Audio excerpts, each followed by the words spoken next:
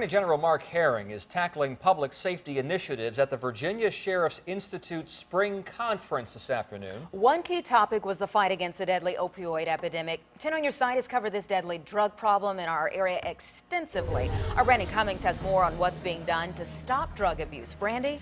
Anita, Tom, ways of handling drug overdoses was just one of the topics Mark Herring addressed today. He also updated sheriffs on his push to test rape kits, his plans for impartial police training, and initiatives to help inmates re-enter society.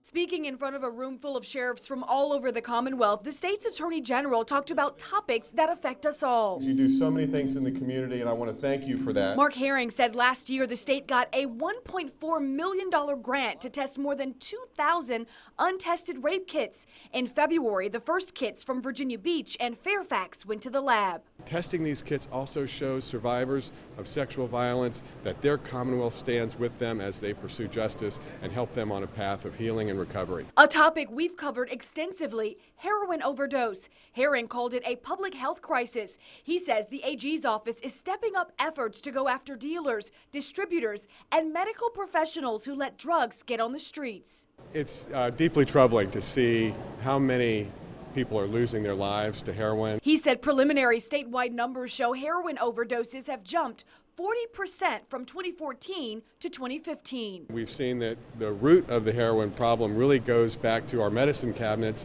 so we all have to work at this together. Herring also addressed inmate re-entry. He said the state has made progress in helping inmates re-enter society, but local jails needed help, so he hired the state's first re-entry coordinator. Obviously, that's good for the ex-offender when they're able to integrate into the community successfully, but it's also safer for the community, and it saves taxpayer dollars because they don't recidivate and end up back in jail. And one of the other topics Mark Herring discussed was fair and impartial police training. He said some larger agencies have already had it. We've told you about that training in Norfolk. But in an effort to help some smaller agencies, he's created regional training that'll be held 4 times a year.